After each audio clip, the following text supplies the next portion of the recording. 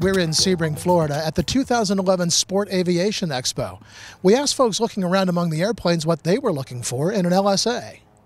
Well, I think the cost of acquisition, the utility of some of the aircraft versus the Part 31 certified versions.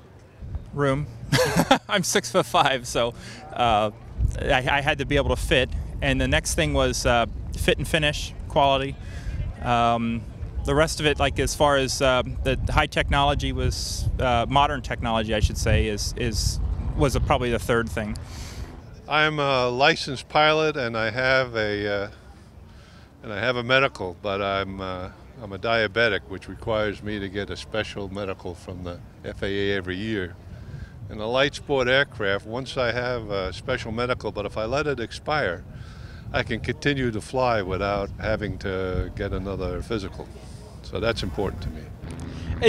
What I personally think, it's a lot of mileage, 4.7 gallons per hour. That's different. And then, yeah, it's probably cheap, Most important feature, it's hard to say. Basically, I want something different what I had before. Before I was interested in flying fast and far, and my attitude has changed.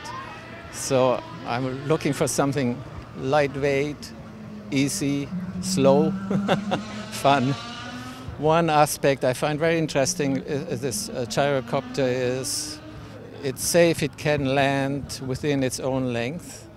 I happen to fly one, so that's what really brought me here. I kind of got the gyrocopter virus. Just pleasure flying. Ease and pleasure flying. Lower cost as well.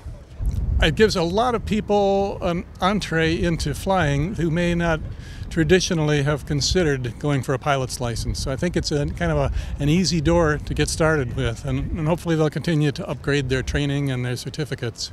Just something I want to fly, something that's fun to fly. I would say affordability was one of the major factors, which they seem to have ignored for now. We're hoping they get the prices down. A good flying machine. I picked the 912 because I have a 9A advanced plane, and it's a good flying plane, and the 12 flies similar to it. You can't find a plane that flies with those characteristics and speed. Well, in this case, one of the features is your self-maintenance with the minimum amount of training.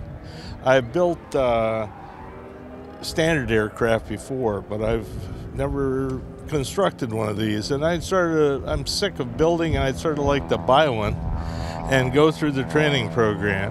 The ones here, they're two-seaters, they're low cost, relatively low cost, low maintenance. In terms of the aviation scene, they're going to be a much bigger factor over the next few years.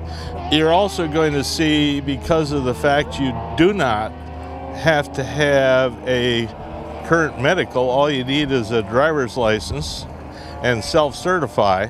That's going to bring a lot of older guys like me out here who just don't want to go through that hassle and expense every year.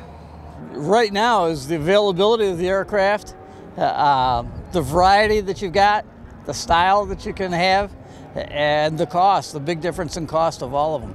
Actually, it's just a little bit of economy, characteristics of the airplane, dependability of the manufacturer, they've been in business for a while, and also ease of construction.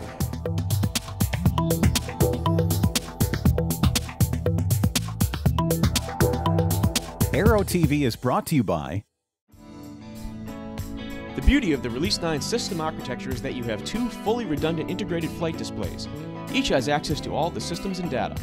Providing full redundancy and eliminating traditional reversionary modes, Release 9 allows either display to be configured as the PFD. Now your failure modes are much more manageable because you can continue to fly with the same familiar display symbology without the need to relearn composite modes you don't typically fly with. Avidyne's Integra Release 9 is truly the next generation in fully integrated flight deck technology.